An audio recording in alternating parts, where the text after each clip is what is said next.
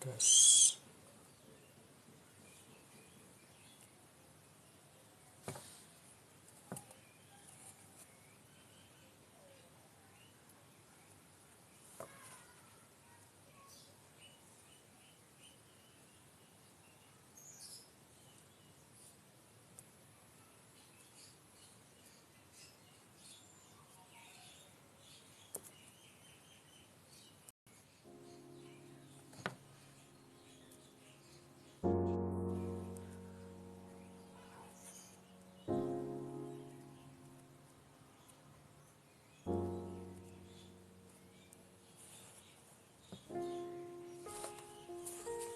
oke.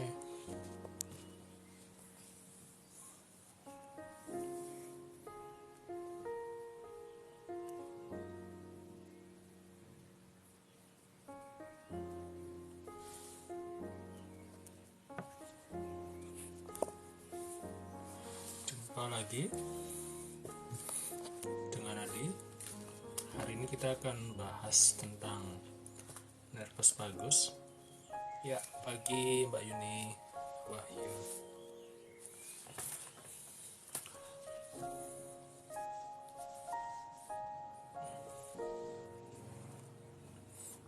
Mumpung libur, boleh naik Mbak Yuni sambil cerita-cerita tentang nervus vagus, karena ada beberapa yang nanya nggak bisa disederhanakan nggak begitu. Artinya kan memang istilahnya lebih ke istilah medis ya, jadi karena lebih ke istilah medis, cuma memang karena memang namanya seperti itu, seperti nama orang lah ya, seperti Mbak Yuni atau siapa gitu. Jadi kalau mau dijelasin lagi ya memang udah namanya itu adalah nervus vagus gitu. Jadi mungkin saya coba untuk menjelaskannya lebih sederhana lagi. Jadi intinya adalah kita kan memang pinginnya kan hidup ini biar bisa lebih bahagia, lebih tenang, bebas dari sakit atau penderitaan atau penyakit, yang dimana fisik dan pikiran erat sekali hubungannya.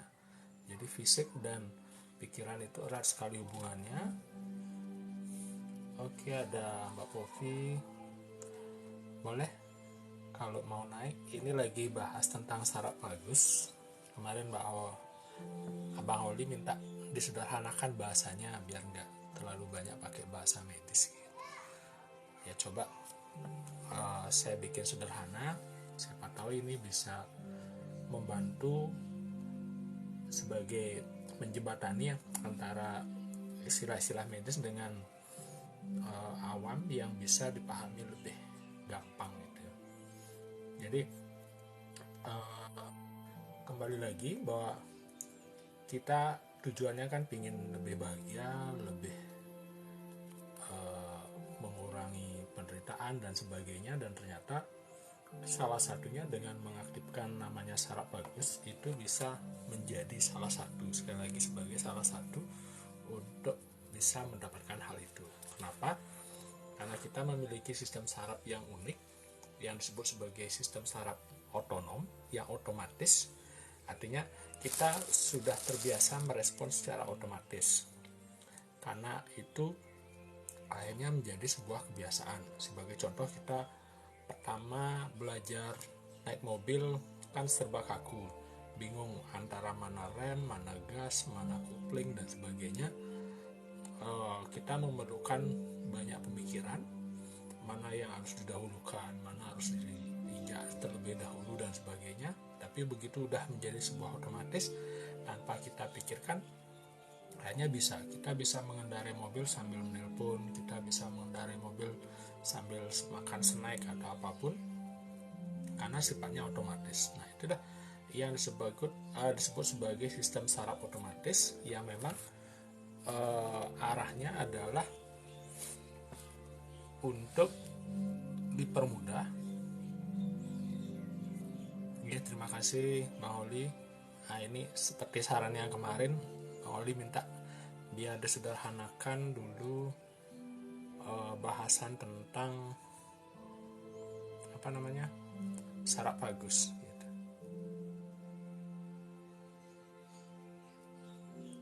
Kita balikin dulu ya. Tentang syarat bagus, jadi karena memang namanya itu syarat bagus, artinya memang nggak bisa diganti namanya pakai nama yang lebih sederhana.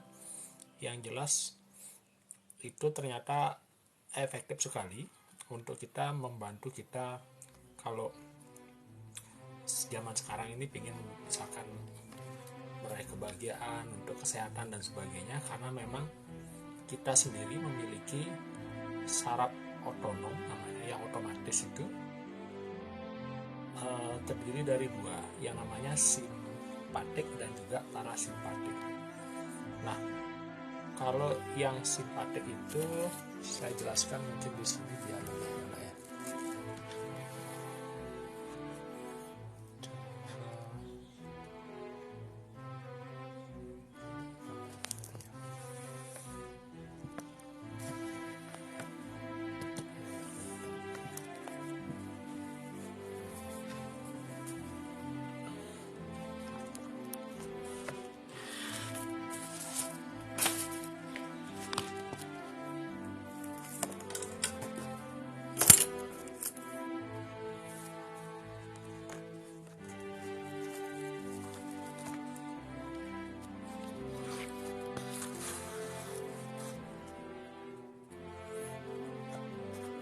Jadi cara kita merespon bahaya tuh karena kita masih tergolong mamalia ya, kita kan meresponnya bisa dengan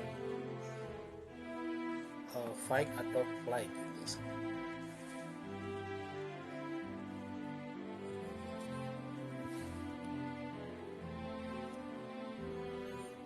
Nah, sebagai contoh misalkan rusa ketemu dengan harimau, jadi kita biasanya kan kalau nggak lawan lari. Jadi kalau fight flight ini adalah respon yang memang sudah ada di dalam tubuh kita, adalah respon untuk bertahan itu. Nah, namun kecenderungannya kenapa manusia susah untuk imbangkan antara sistem simpatik dengan parasimpatik ini, adalah kita menganggap bahwa kejadian yang tidak nyata itu adalah juga sebagai kenyataan, sebagai bahaya. Jadi seperti ini. Jadi manusia itu bisa tetap merasa ada bahaya meskipun bahayanya sudah tidak ada. Jadi itu kecenderungan kita sebagai manusia. Jadi kita tetap merasa ada bahaya meskipun bahaya itu sebenarnya sudah tidak ada, karena kita mempunyai pemikiran bahwa nanti apakah itu nanti tiba-tiba muncul, sebagai contoh trauma sama kucing gitu ya, misalnya pernah diterkam sama kucing dari belakang, entah bagaimana, setiap kita melihat kucing langsung persepsi kita langsung menggambarkan bahwa nanti kucing itu bisa tiba-tiba menyerang dari belakang, kemudian di saat kita lengah nanti leher kita bisa diterkam atau bisa dicakar dan sebagainya. Karena pemikiran yang seperti itu akhirnya membuat begitu kita belum melihat kucingnya, baru dengar suaranya aja sudah ketakutan. Nah, itu kurang lebih seperti itu. Jadi kita menganggap bahaya itu nyata, padahal bahaya itu sudah tidak ada. Nah, respon yang tidak seimbang ini, yang biasanya kalau kita merasa berbahaya atau ada ancaman, itu biasanya yang aktif adalah simpatik atau dikenal sebagai simpatetik. Kurang lebih sama istilahnya. Jadi simpatik itu biasanya ada fight and flight dan juga freeze. Nah, itu yang sering kita temukan. Jadi kalau ini diketahui lebih dalam lagi bahwa ternyata yang kita sering menganggap bahwa bahaya itu nyata di dalam pikiran kita karena kita mengulang-ulang terus pemikiran-pemikiran yang realitanya tidak seperti itu. Nah, ini adalah mekanisme di mana kita merasa tetap bahaya meskipun bahaya itu tidak ada. Nah, karena itu kita kembali bahwa nervus vagus itu adalah bagian dari saraf parasimpatetik. Nah, seperti apa? Coba kita lihat lagi. Nah, seperti ini, bahwa kita memiliki sistem saraf yang ada dua, yaitu di simpatetik sistem dan juga parasimpatetik sistem.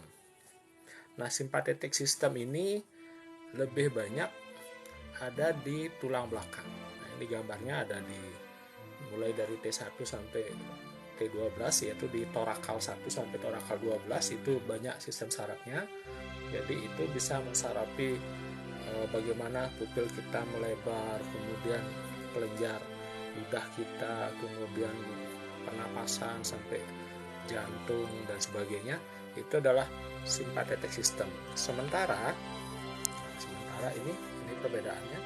Kalau parasimpatetik sistem itu lebih banyak ada di nervus 10 namanya, yaitu nervus vagus. Jadi di nervus 10, mudah-mudahan kalau diperbesar gambarnya bisa kelihatan. Nah, ini di nervus 10, nervus vagus. Yang ini ya. Jadi di nervus vagus ini, nah ini mensarafi tidak hanya di wajah, kemudian kelenjar, tapi juga di paru-paru, jantung, kemudian di lambung. Oke, sebentar. Di lambung, termasuk juga di hati, ginjal, sampai juga organ genital kita, di rahim juga.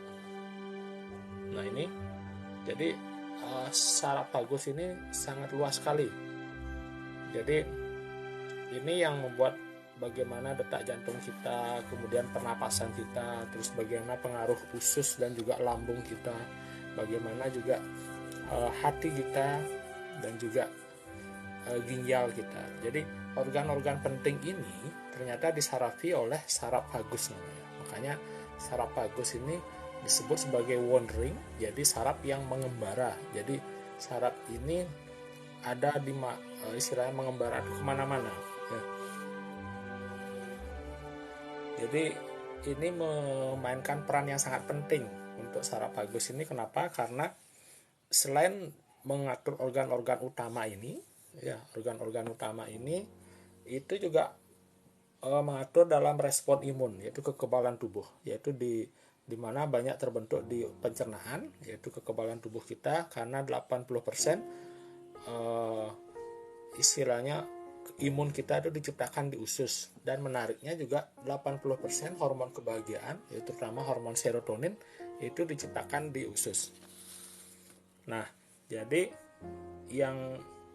itu yang pertama. Terus yang kedua, sebagai jalur antiinflamasi kolinergik. Nah, gampangnya seperti ini. Jadi kalau penyebab penyakit itu sebenarnya awalnya kan selalu hubungannya namanya peradangan. Nah, itu disebut sebagai inflamasi. Nah, ini nervus vagus ini sebagai jalur antiinflamasi. Jadi yang bisa menyetop namanya peradangan. Jadi ini sangat efeknya itu banyak sekali hubungannya dengan penyakit-penyakit sekarang, penyakit kesehatan yang kronis, kemudian yang penyakit degeneratif dan sebagainya yang yang ada hubungannya dengan sistem kekebalan tubuh dan juga hubungannya dengan peradangan. Nah, yang menarik lagi karena hubungannya dengan tadi kekebalan tubuh dan juga suasana hati, ternyata saraf vagus ini juga dikaitkan dengan depresi, gangguan panik atau panic attack atau PSD juga, post trauma stress disorder, kemudian juga iritasi di usus besar, kemudian kecemasan, epilepsi, termasuk fibromialgia, termasuk juga demensia. Jadi lupa ingatan atau lupa utang atau lupa istri, ya kurang lebih seperti itu. Nah, sederhana kurang lebih seperti itu temanya. Oke, balik Gimana caranya balik?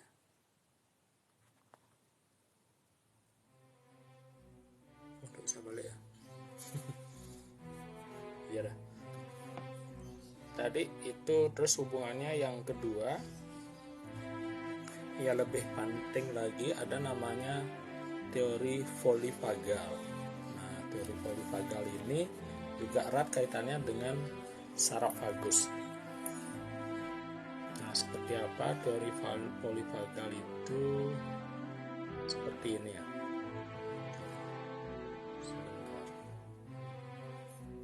Nah, jadi yang disebut dengan kita sehat itu adalah keseimbangan antara saraf simpatetik dengan saraf parasimpatetik. Nah, saraf parasimpatetik ini ada dua tempat, istilahnya dibagi dua.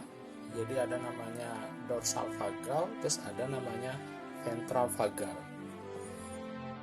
Nah, biasanya respon kita, jadi kalau kita ada namanya arousal ya, sejenis ancaman dan sebagainya, biasanya kita pilihannya fight atau flight.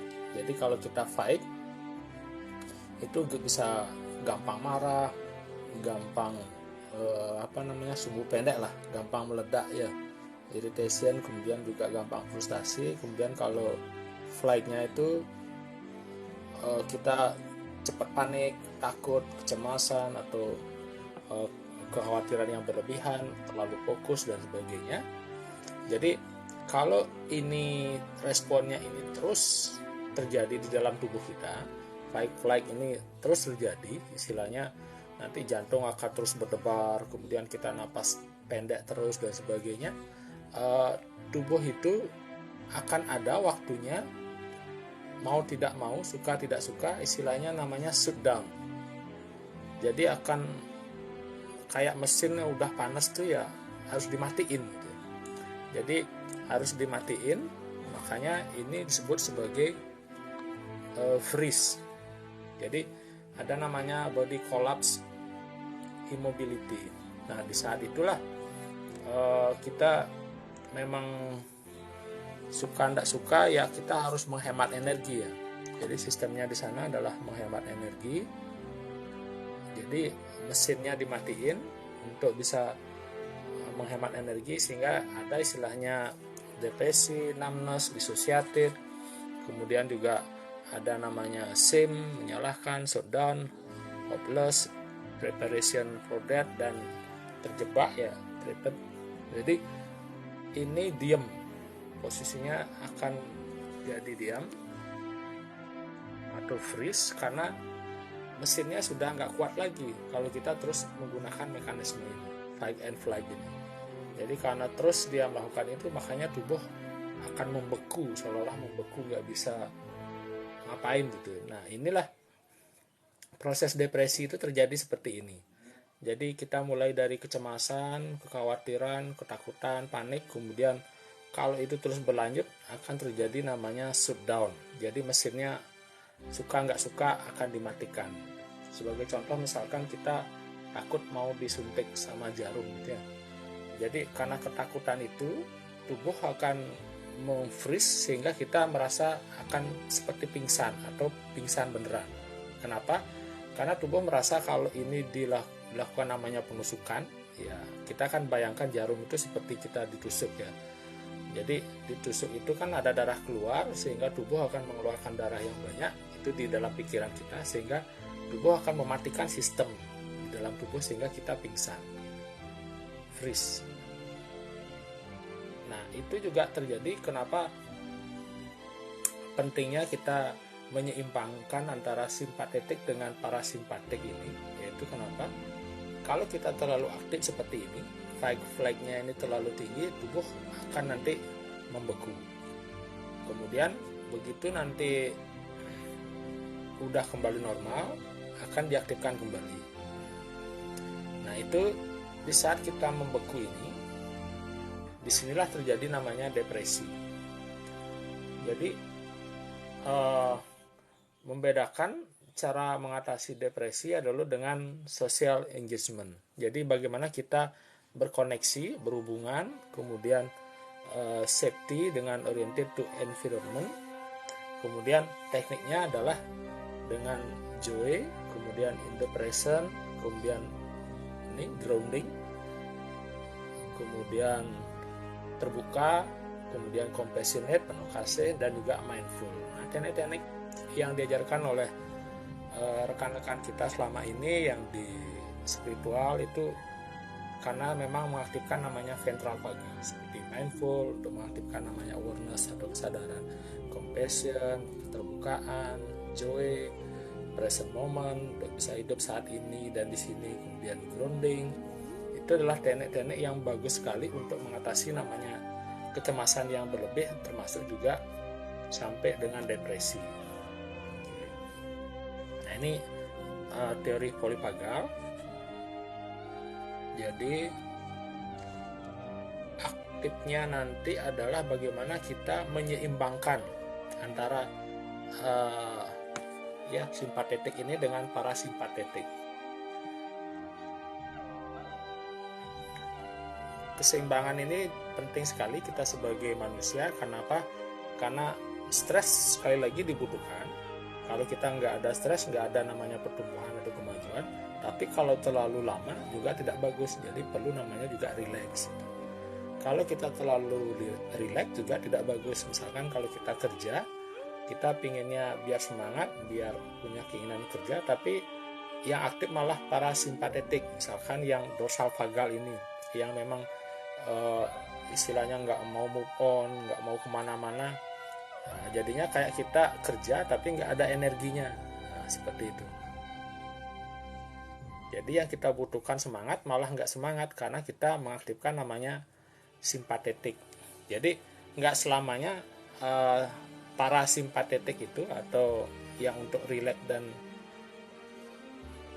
recovery itu bagus. Kenapa? Karena kita juga membutuhkan namanya keaktifan nanti. Nah, itu simpatik ini. Jadi itu kemudian selanjutnya kalau penelitian yang menyatakan bahwa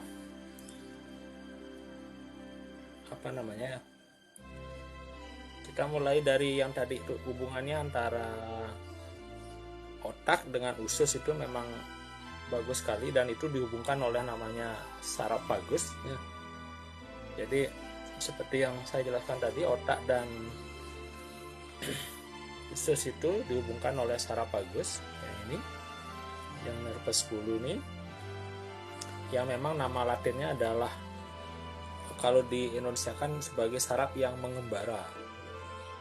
Jadi sangat kompleks karena ini koneksinya bagus sekali. Jadi ini sebenarnya kayak jalur komunikasi dua arah, seperti jalur yang dua arah di mana antara otak dengan usus, kemudian antara usus ke otak. Jadi kalau disebut sebagai serat eferen, yaitu dari otak yang turun ke usus, kemudian serat eferennya yang dari usus ke otak. Jadi ini eferennya yang dari usus ke otak itu 80% seratnya. Kemudian yang serat motorik eferen, yaitu yang dari otak ke organ, itu cuma 20%. Nah, artinya apa? Usus kita itu mempengaruhi sekali suasana hati kita.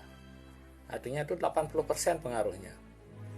Makanya ada saat-saat tertentu makanan yang membangkitkan semangat, membangkitkan emosi, membuat moodnya jadi lebih baik. Nah, itu ternyata erat sekali hubungannya.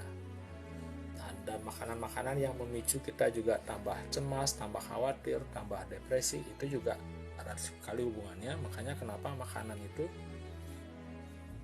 penting untuk hubungannya dengan sistem saraf ini. Nah, itu jadi sekali lagi saraf vagus ini adalah pemain kunci yang hubungannya di tubuh dan pikiran, dan itu yang mempengaruhi dengan insting Anda, kemudian juga bagaimana kita tersenyum dan sebagainya. Itu erat sekali hubungannya. Nah, seperti ini kurang lebih. Jadi kita punya di polivagal itu nagapannya seperti ini.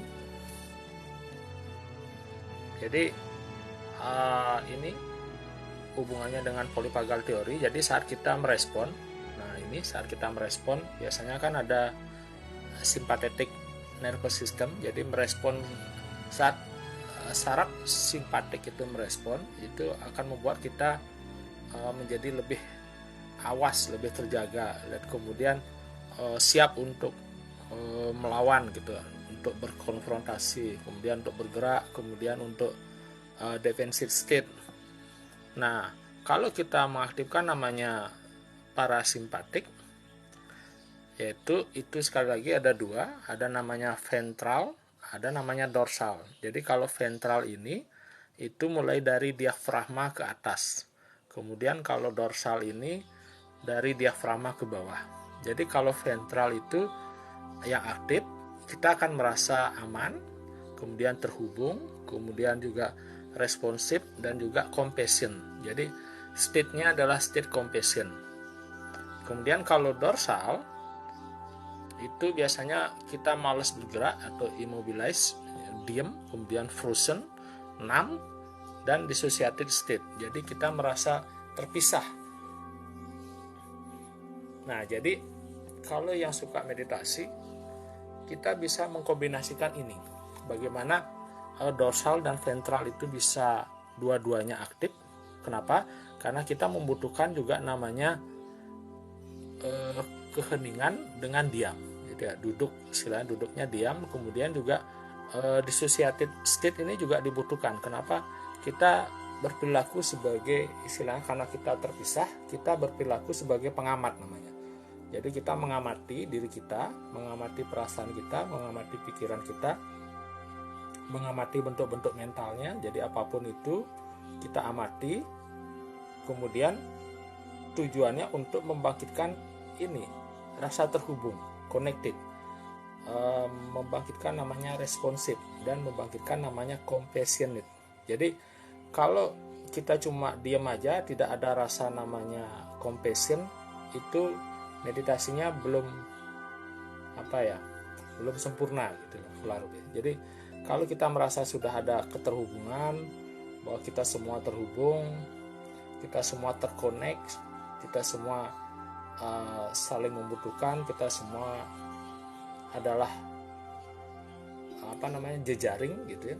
Kemudian kita bisa rest, istilahnya istirahat, dengan menggunakan dissociated state dan compassionate state. Jadi kita kombinasikan dua-duanya ini. Jadi kita bisa dapat sebagai pengamat, tapi juga bisa mengakses namanya compassion. Jadi rasa belas kasih yang muncul biasanya sekitar diafragma ke atas atau di daerah dada. Jadi feelingnya aktif, kemudian beingnya juga aktif. Jadi being itu ada di bawah. Jadi ini efektif sekali. Kenapa kita perlu mengaktifkan saraf vagus adalah untuk ini. Karena kenapa? Parasimpatetik ini, parasympathetic nervous system itu adanya di saraf vagus. Jadi yang mensarafi organ-organ seperti yang saya jelaskan tadi itu ada di saraf vagus. Sementara kalau sympathetic nervous system itu lebih banyak yang sympathetic nervous system ini lebih banyak ada di tulang belakang. Jadi bisa ada mulai dari torakal 1 sampai torakal 12 ya kalau tidak salah. Jadi itu sistem sarafnya ada di sana. Sementara kalau di saraf vagus itu bisa mulai dari leher, ya dari wajah awalnya, dari wajah, kemudian ke telinga bagian dalam, kemudian leher, kemudian turun ke diafragma karena dia mensarafi paru-paru dan jantung, kemudian turun ke usus kita, kemudian sampai ke hati, sampai ke organ genital kita. Jadi ini adalah autonomic nervous system yang tadi saya hubungkan dengan polyvagal teori, kemudian lanjut ke, atau inilah yang biar lebih jelas, herpes vagus itu seperti apa. Jadi seperti ini. Jadi di wajah dulu ya, jadi ini sarafnya ada di wajah, menyebar di wajah. Jadi itu yang bikin bisa tersenyum, bisa ceria, atau istilahnya micro expression itu ternyata disarapi oleh nervus vagus. Kemudian di telinga bagian dalam, kemudian menuju ke leher. Jadi ini ada dua ya, kanan kiri sarafnya ini, kanan kiri. Jadi lehernya juga kanan kiri, kemudian mensarapi ini di paru-paru, jantung, sampai dengan usus. Jadi kalau di atas ini, di atas diafragma ini disebut ventral, kemudian kalau yang di bawah itu sebagai dorsal. Jadi ventral vagus, dorsal vagus. Oke, jadi luar biasa dari saraf vagus ini. Kalau kita bisa aktivasi atau istilahnya bisa distimulasi, akan bisa mengaktifkan namanya parasimpatik yang memang hubungannya bagus sekali untuk penyembuhan, untuk pemulihan, kemudian untuk pencernaan, dan juga fungsi-fungsi yang lain. Nggih, Rahajang Saraswati, ya. Jadi tadi habis antarana ke sekolah, karena kebetulan santai libur, coba lagi belajar tentang saraf vagus. Ya, terima kasih. Kemudian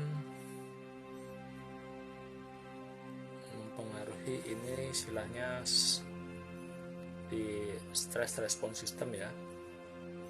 Bagaimana tubuh kalau kita stres itu lebih banyak mengeluarkan namanya hormon kortisol. Jadi hormon kortisol itu kalau berlebihan itu sifatnya malah merusak ya. Jadi kortisol itu lebih kuat daripada bisa ular. Nah, ini kenapa terjadi gangguan psikis adalah karena selalu ada respon stres yang disebabkan oleh pengkondisian tubuh karena stres dalam kurun jangka waktu yang panjang, dan juga ingatan-ingatan pemicu stres di pikiran. Nah, ini. Jadi karena cara kita berespon, makanya tadi disebut sebagai sistem saraf otonom. Jadi kan karena otomatis, jadi kita punya kebiasaan juga yang otomatis untuk merespon sesuatu. Nah, masalahnya respon-respon itu kadang-kadang tidak efektif karena kita menggunakan respon yang memang tidak asertif istilahnya, tidak menguntungkan. Nah, respon-respon itu yang nanti kita bisa setting ulang, bisa ubah ulang dengan cara mengubah persepsi, kemudian bisa mengubah makna, kemudian mengubah polanya dan segalanya itu bisa diubah. Kemudian ingatan-ingatan pemicu stres ini juga perlu kita rilis istilahnya. Kenapa? Setiap ingat ini tiba-tiba otomatis langsung stres, ingat ini otomatis langsung stres. Jadi ingatannya itu bisa kita setting ulang, kita ubah, entah ubah maknanya, ubah komposisinya. Nah, itu nanti saya bantu jelaskan di video-video yang lain.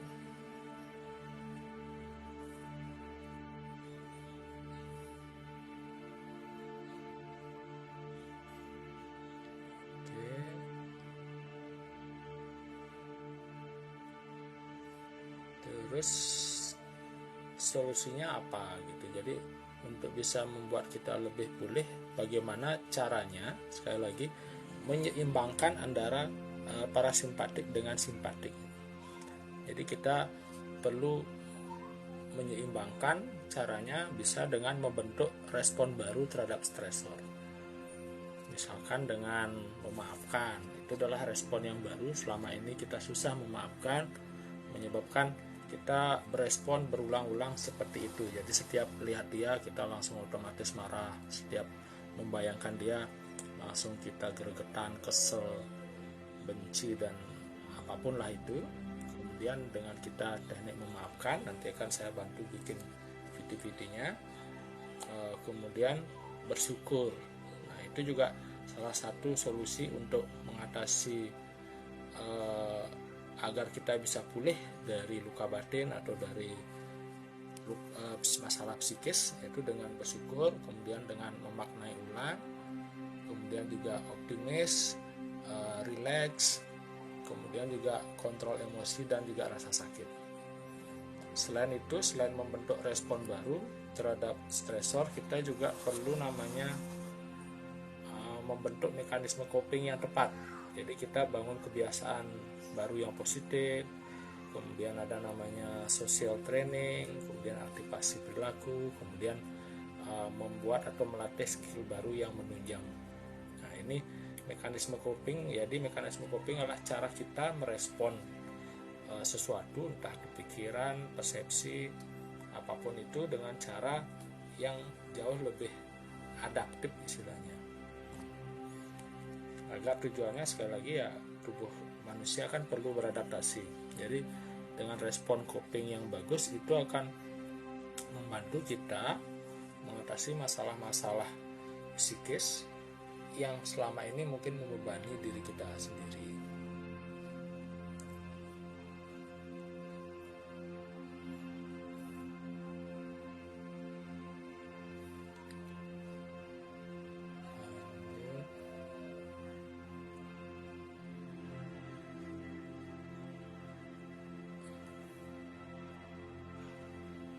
Masalahnya memang tidak gampang untuk berubah. Jadi ya tidak mudah memang untuk berubah, karena kita memiliki sistem tadi, sistem saraf yang otomatis yang disebut sebagai RAS istilahnya. Jadi RAS ini, jadi bagaimana kita misalnya kontak dengan mata, kemudian kita difilter oleh otak, kemudian menuju ke ini, misalkan ke organ turun, atau mungkin ada yang dari bawah, dari organ, misalnya ada sentuhan, ada rasa nyeri, kemudian ada rasa panas, juga masuk ke otak, direspon oleh otak, kemudian diterjemahkan sebagai sinyal untuk kita meresponnya harus bagaimana. Jadi seperti itu.